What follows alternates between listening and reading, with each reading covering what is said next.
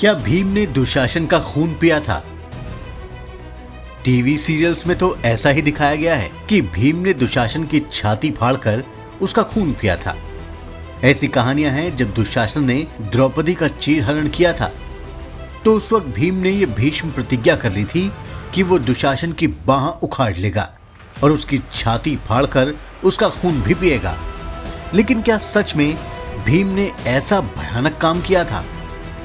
The Karma channel आज आपको महाभारत का वो सच दिखाने जा रहा है जो आपने शायद ही सुना होगा। तो इस वीडियो को देखने से पहले आप हमारे चैनल द कर्मा को सब्सक्राइब कर लें और अगर आपको हमारा ये वीडियो पसंद आता है तो इसे लाइक जरूर करें। तो चलिए महाभारत की दुनिया में और जानते हैं कि भीम और दुशासन की कहानी का असली सच क्या है।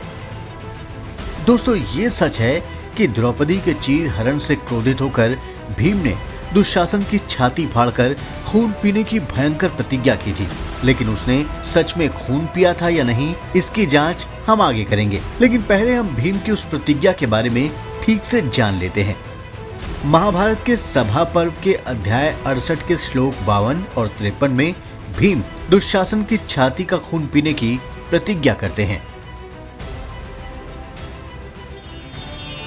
यद्येतदेव मुक्त्वाहं न कुर्यां पृथ्वीश्वरा पितामहानां पूर्वेषां नाहं गतिमवाप्नुयाम् अस्य पापस्य दुर्बुद्धे भारतापसदस्य च न पिबेयं बलाद्वक्षो भित्तवा चेद्रुधिरं युधिः।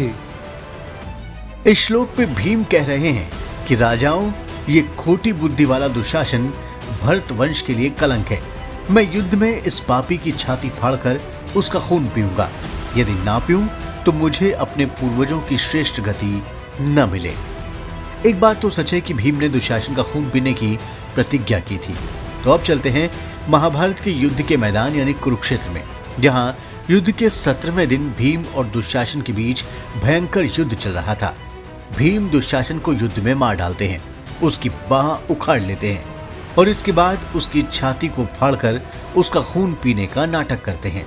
महाभारत के कर्ण पर्व के अध्याय 43 के इस श्लोक को देखिए।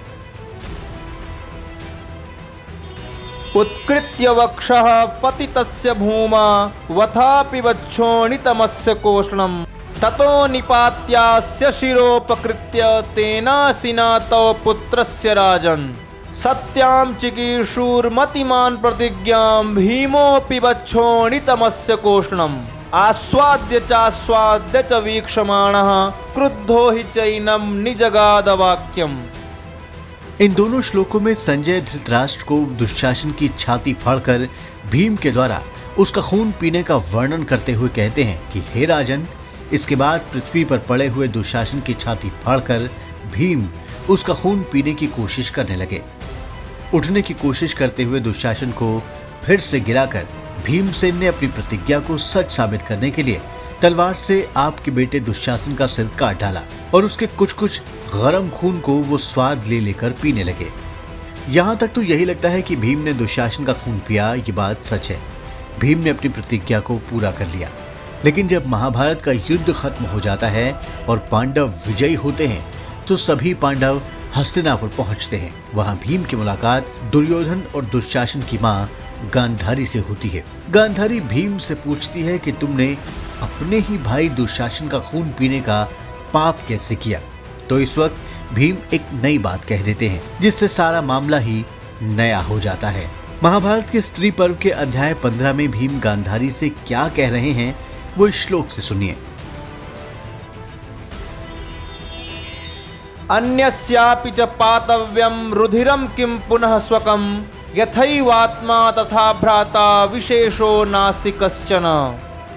यानी यहाँ भीम गांधारी से कहते हैं कि हे माता, दूसरे का भी खून नहीं पीना चाहिए। फिर अपना ही खून कोई कैसे पी सकता है? जैसे अपना शरीर है वैसे ही अपने भाई का भी शरीर है। अपने और भाई में कोई फर्क नहीं होता। इसके बाद भीम अपने चचेरे भाई दुशासन के खून को पीने के रहस्य को उजागर करते हुए कहते हैं,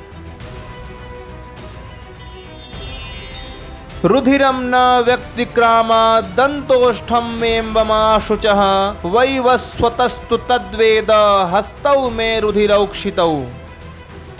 महाभारत के स्त्री पर्व के अध्याय 15 के श्लोक 16 में भीम अपनी बड़ी माँ गांधारी से कह रहे हैं कि माँ आप शोक न करें, वो खून मेरे दांतों और होठों को लांघकर आगे नहीं जा सका था। इस बात को सूर्यपुत्र यमराज जानते हैं कि मेरे केवल दोनों हाथ ही खून से सने हुए थे। इसके बाद भीम गांधारी को बताते हैं कि खून पीने का नाटक उन्होंने वहां मौजूद कौरव भाइयों को डराने के लिए किया था।